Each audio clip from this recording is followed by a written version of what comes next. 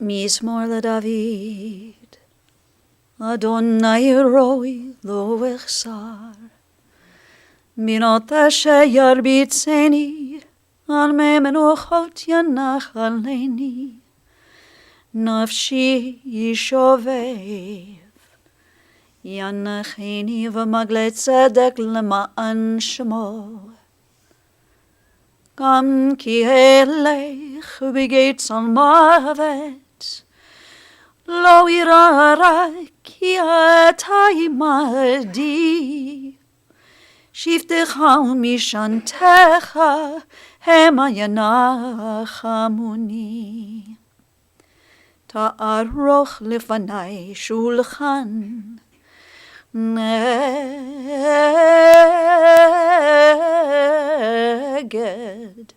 צורריי. דשנת ושמן ראשי, כוסי רוויה, אך טוב וחסד ירדיפוני כל ימי חיי, ושבתי בבית אדוני לאורך ימים. As we seek comfort on these most difficult days, we often turn to the psalmist. I've chanted for you the words of our 23rd Psalm, and now I ask those of you who wish to join me to please do so. As we recite, "The Lord is my shepherd, I shall not want. He maketh me to lie down in green pastures. He leadeth me beside the still waters. He restoreth my soul. He guideth me in straight paths for his name's sake. Yea, though I walk through the valley of the shadow of death, I will fear no evil, for thou art with me. Thy rod and thy staff, they comfort me. Thou preparest a table before me in the presence of mine enemies. Thou hast anointed my head with oil. My cup runneth over. Surely goodness and mercy shall follow me all the days of my life, and I shall dwell in the house of the Lord forever." In the rising of the sun and in its going down, we will remember him. In the blowing of the wind and in the chill of winter, we will remember him. In the opening of buds and in the rebirth of spring, we will remember him. In the blueness of sky and in the warmth of summer, we will remember him. In the rustling of leaves and in the beauty of autumn, we will remember him. In the beginning of the year and when it ends, we will remember him. When we are weary and in need of strength, we will remember him. And when we are lost and sick at heart, we will remember him. When we have joys we yearn to share, we will remember him.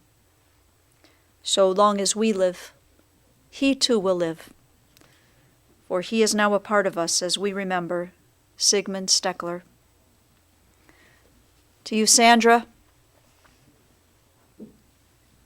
to his daughter Michelle, also to Richard, his grandchildren, Jonathan and Sarah, Ryan and Kelly, Kevin, to his sister Rita, his sister-in-law Adeline. And I know today we all lovingly remember Siggy's son Robert, his daughter-in-law Betsy, and also baby Lily, all of blessed memory. And to all the members of the family and cherished friends, we are here today to remember, but also to celebrate the wonderful life of your beloved Siggy. Our sages have taught us that birth is a beginning and death a destination, and life is a journey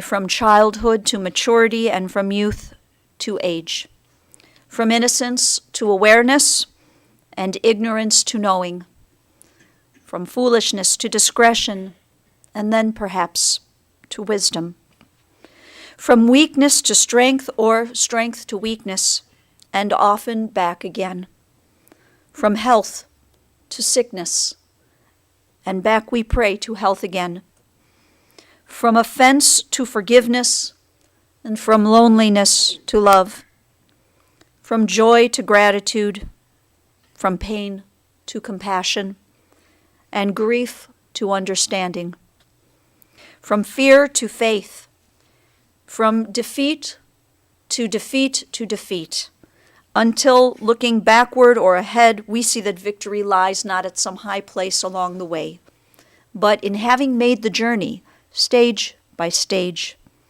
a sacred pilgrimage. Birth is a beginning and death a destination, and life is a journey, a sacred pilgrimage to life everlasting. Siggy's journey began in 1934. He was born in Cleveland to his Polish immigrant parents, Jack and Sophie Stechler. Siggy and his older sister Rita grew up in Cleveland in an apartment on 116th Street in the famed Kinsman neighborhood. Siggy and Rita's parents were hardworking folks who owned and operated Jack's Shoes. The family store was located on or near Ontario, right where Progressive Field stands today. From the tender age of 7, Siggy worked in the family business, already on his way to becoming an entrepreneur. As a little boy, he would attend school, and following school, he'd report to the store where his parents would place the earnings for the day in a simple brown paper bag. And at 7 years old, Siggy would then walk to the bank, write out a deposit slip, and hand the money over to the teller.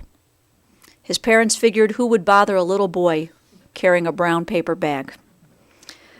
He continued working with his parents, but at some point along the way, Siggy started working for his uncle's shoe store because his uncle paid him a whole 25 cents more. Siggy worked diligently at whatever he set his mind to. Behind the apartments where he lived, there was a park, and in the park was a tennis court. And it was here that Siggy learned to play tennis, a game that he grew to love. He also did quite well in school. He was bright, and he completed high school in just 2 years. Following his graduation from John Adams High School, Siggy matriculated to Western Reserve University, where he lettered in tennis. And at this point of his life, he was studying law. Now, when Sandy Amster was a student at Shaker Heights High School, her sorority had some sort of a get-together, and Siggy was in college at this point. But somehow Siggy and his buddies ended up at this gathering with some of his fraternity pals. And Sandy, you remember quite vividly seeing Siggy at this event. But you also remember the very first time you ever laid eyes on Siggy Stechler. Sandy, you recalled a story. You shared with me a story that when you were just 8 or 9 years old, your family lived at 131st and Kinsman. One day you and your sister Addie were walking to the park. It was a summer day, and you recall that you were stopped right near the streetcar stop, and you said that you saw this adorable boy, a towhead. He got on the streetcar all by himself. You remember saying to your sister, at 9 years old, "That boy is so cute." And she told you that she knew him. She told you his name because your sister and this boy were in Yiddish school together. And that little boy was Siggy Stechler. Sandy, so many years had gone by since that streetcar moment until that sorority gathering. And when you saw him at this party, you told me that he took your breath away. He looked so handsome in his college sweater. And the two of you never spoke a word that night. But a month later, your paths crossed at another party. Siggy had come as the date of a girlfriend of yours. And that day, Siggy attended classes, and then he went to work at his job at Warner Swayze. And by the time he got to this party, he was exhausted. And he actually went into one of the bedrooms and he fell asleep. His date tried to wake him up. Everyone did. You did. A few weeks later, you got a phone call from Siggy. You dated for a while, You broke up for a little while, and then you got back together. You reconnected. And you and Siggy were married by Rabbi Rudolf Rosenthal at the Temple on the Heights. And this week, December 30th, you and your beloved Siggy would have celebrated 64 years of marriage. Sandy, you and Siggy have always treasured the wonderful friends that you have been blessed to know.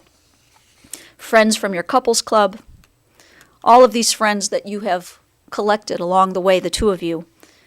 You told me that your friends have been the biggest part, among the biggest parts of your life.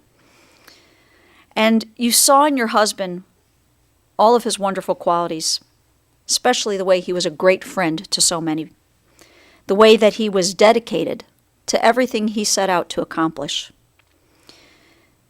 You remembered that when you were first married, Siggy got a job with Forest City, loading boxcars.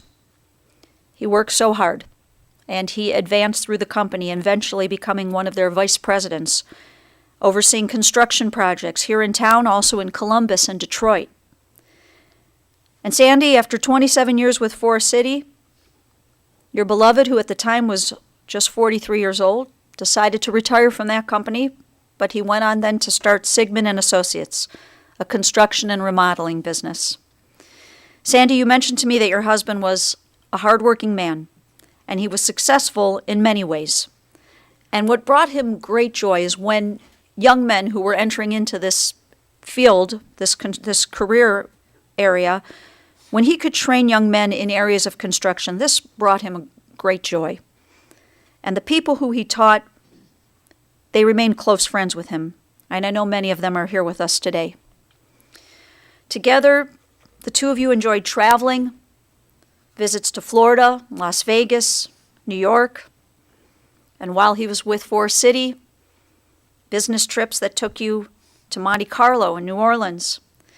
And then there was that one trip that lasted a long, long time when your husband got his hands on a motorhome, and the two of you took a 10,000-mile trip across the United States. Siggy loved this trip. I'm not sure if you loved it as much as Siggy did, but he loved this trip. And he also tried to teach you the game of tennis. This may not have worked out as well as Siggy had hoped it would, but you tried, and you had fun doing it together. You recalled how your husband liked to stay connected. His high school reunions, his dinners every couple of months with his buddies, the Kinsman Cowboys. And Sandy, in a world where all of us rely so heavily on what's coined as social media, for some that's Twitter or Snapchat or Facebook, I think that your Siggy was the originator of social media. And much of this occurred at Beechwood Place. You may have known him as the Grand Marshal of Beechwood Place. I think everyone knew him. Store owners knew him. They'd often ask Siggy for help with any task. He was known to have changed many a light bulb at many of those stores. The security guards knew him, as Siggy would always get involved in stopping someone who was, we might say, in trouble at the mall. Siggy many times would find himself between the security guard and a perpetrator. And back in the days of the Beechwood Place fountain, it was Siggy who would be at the mall with his roll of pennies. He would give the kids pennies to throw into the fountain before they could make a wish. And years later, Siggy would find himself at that same fountain giving pennies to the children of these kids who he would give pennies to. Sandy, your Siggy was, as we would say in Yiddish, a gute neshama, a good soul. He was just a really great guy. Michelle, you have so many sweet memories of a dad who would have you stand on his feet so you could dance with him. Memories of a dad who would do handstands on the beach in Florida just to get a laugh out of you. And memories of a dad who, one Halloween night, when Michelle, you had the chicken pox, your dad took your brother Robert trick-or-treating, but he brought along a separate bag to collect candy for you as well. He was a father who built the family homes, the one in Lyndhurst and the one in Beechwood. He was a dad who did his very best to provide college educations for his children, and to provide each of you with cars upon your college graduations. Michelle, you and your brother, you also knew a dad who could sometimes be a little tough because he was always a teacher. Everything provided a teaching moment.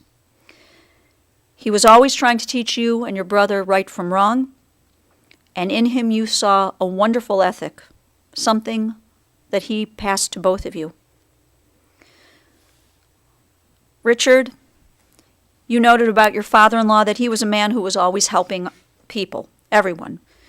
He did kind and thoughtful things for friends, for family, but even more important, for strangers. He would help somebody out. On your travels across country, Sandy, you met a couple in California they were stranded, and they had run out of money. And your husband insisted on putting them up in a hotel for a night, giving them enough money to get back where they had to. And they didn't forget him. Weeks later, they wanted to pay him back, and they did. But that wasn't important to him. He was generous, sometimes generous to a fault, but always an open and giving heart. Sandy, Michelle, and Richard, you all knew his strengths. You saw him when he was at his very best, and all of you helped through the most devastating of times. The loss of Robert, and then the loss of Betsy. Of course, Siggy and all of you were just devastated. But Siggy somehow found the strength to go forward, and if for no other reason than for the sake of his grandsons, for Jonathan and Ryan and Kevin. And I want to share with all of you who are here today that today Kevin is watching the service via live stream. He's in Memphis, Tennessee, and Ryan and Kelly are watching in Baltimore, and we're so glad that you're able to be with us in that way today. Ryan texted something that he asked to share. He shared with his family, and I share these words with you. He said that walking the mall with him and how excited everyone was that I was his grandson, that's always been my favorite Papa memory. Jonathan, you were the Cleveland grandson. With your cousins out of town, you got to see your grandfather, of course, a little bit more. And you have memories of going to Bob's Big Boy and Jack's Deli, and then always over to Beechwood Place where you would walk with your grandfather, just so he could get his exercise, he would say, but of course so that he could introduce you to everyone, just as Ryan and I'm sure Kevin also recalled. There was that last-minute baseball game where he got a couple of tickets from a buddy at Jack's Deli. He picked up a pound of corned beef, a bag of pistachios, and the two of you were headed off to the stadium where you sat 8 rows behind first base. It's one of your best memories, and you just brought it up to him recently at Thanksgiving, and he loved hearing the stories about that day. And also, Jonathan, you have great memories of your bar mitzvah in Israel with your family, your grandparents by your side. And Sarah, his newest grandchild, Sarah, you remember that he loved telling his stories and his jokes. He was a man of many stories. He adored you, and when you weren't around, he would always speak of you as a good girl. She's a good girl. And of course, the grandsons were always good boys. And even his own children, they were always good kids. That's just how Siggy felt about all of you.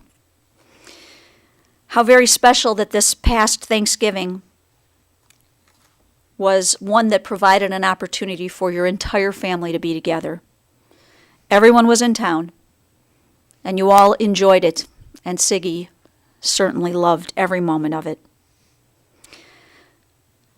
With Siggy Stechler, from his earliest days and throughout his adult years, his theme, it seems to me, was to work hard, to play hard, especially if it was on the tennis court, and to spend time with the people that he enjoyed being with. This is the lesson that he leaves all of us. Work hard, play hard, and spend time with the people you love. I'm not sure if Sigmund Stechler knew the poet Ralph Waldo Emerson, but I came across this writing of Emerson's. It's titled Success. And for this moment, I like to think that Emerson wrote this with Siggy in mind. to laugh often and much, to win the respect of intelligent people and the affection of children, to earn the appreciation of honest critics and endure the betrayal of false friends, to appreciate beauty, to find the best in others, to leave the world a bit better, whether by a healthy child, a garden path, or a redeemed social condition, to know that even one life has breathed easier because you lived. This is to have succeeded. Siggy succeeded. We join with the sages of our people as we say Zichron Livrach. May the memory of Sigmund Stechler always be a blessing. Amen. For those who are able, I invite you to rise for the El Malei Rachamim, the memorial prayer.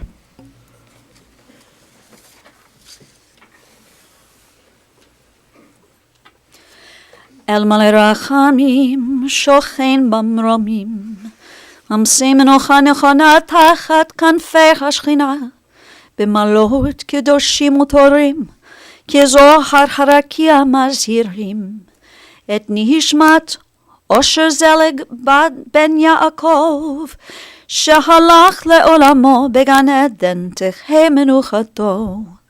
אנא ברחמים אסתירהו, בסתר כנפיך לעולמים, ותטרוד בטרור החיים את נשמתו. אדוני הוא נחלתו, וינוח בשלום, על משכבו ונאמר Amen. O merciful God, who dwells on high, who is full of compassion, grant perfect rest beneath the shelter of your divine presence among the holy and pure who shine as the brightness of the firmament. To our dear departed Sigmund Stechler, who has gone now to his eternal home, may Siggy's soul be bound up in the bonds of eternal life, and grant that his memory inspire all of us to noble and consecrated living. And to this we say, Amen. Please be seated. Just a couple brief announcements. For those of you who are continuing with us, we will have our moment of interment at Mount Olive Cemetery. And following that, the family will receive friends at the Stechler residence. That's at 2444 Bryan Drive in Beechwood. Visitation is today until 8 p.m. and also on Wednesday from 1 until 3 p.m. and again from 7 until 8:30 in the evening. Now, about that visitation information, Sandy has asked me to also just remind everyone that her home, which is a beautiful home, but it is a split level, and there's many different levels. So when you are in her home, she just wants you to be extra careful of the steps so that no one should fall. Did I say that correctly, Sandy? Okay. So please, we want you to come visit them. Just be extra careful with all the steps.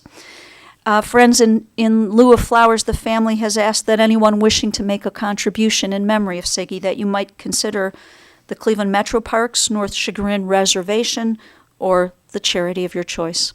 On behalf of Sandy and the entire family, we thank you for being here for them today.